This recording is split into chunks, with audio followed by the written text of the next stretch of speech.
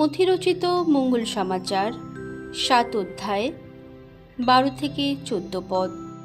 অন্যের কাছ থেকে তোমরা যেমন ব্যবহার আশা করো, তার প্রতিও তোমরা সব কিছুতে তেমনি ব্যবহারই করো। এই তো মোশির বিধান ও প্রবক্তাদের বাণীর মূল কথা।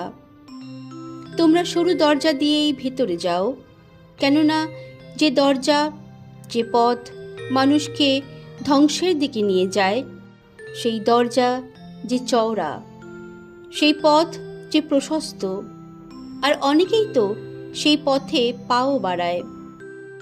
কিন্তু কত সরু সেই দরজা, কতই না সংকীর্ণ সেই পথ, যা মানুষকে নিয়ে যায় মহাজীবনের দিকে। আর অল্প লোকই তো সেই পথের সন্ধান পায়। বন্ধুরা, আজকের মঙ্গল সুসমাচারে যিশু আমাদের দুটি গুরুত্বপূর্ণ শিক্ষা দেন।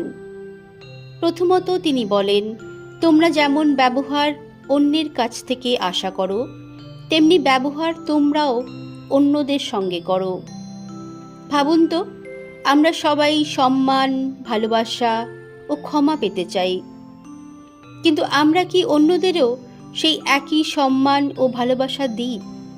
স্কুলে, অফিসে বা পরিবারে যদি আমরা অন্যের সঙ্গে সেই আচরণ করি যা নিজের জন্য চাই, তাহলে অনেক সমস্যা নিজে থেকেই দূর হয়ে যায়। দ্বিতীয়ত যিশু বলেন, সরু দরজা দিয়ে প্রবেশ করো। চওড়া রাস্তা সহজ, আরামদায়ক এবং অনেক লোক সেই পথে চলে।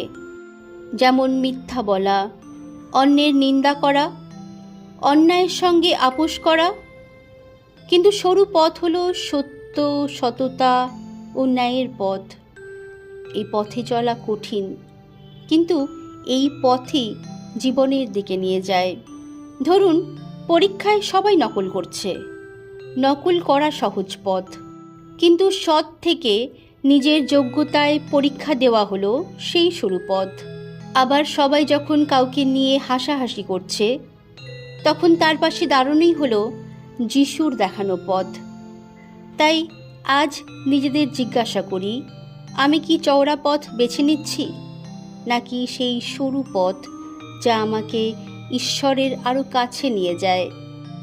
আজকের বার্তা, একে অপরের প্রতি ভালোবাসা প্রকাশ করুন, সত্যের পথে চলুন, কারণ সরু পথই শেষ পর্যন্ত জীবনের পথে নিয়ে চলে।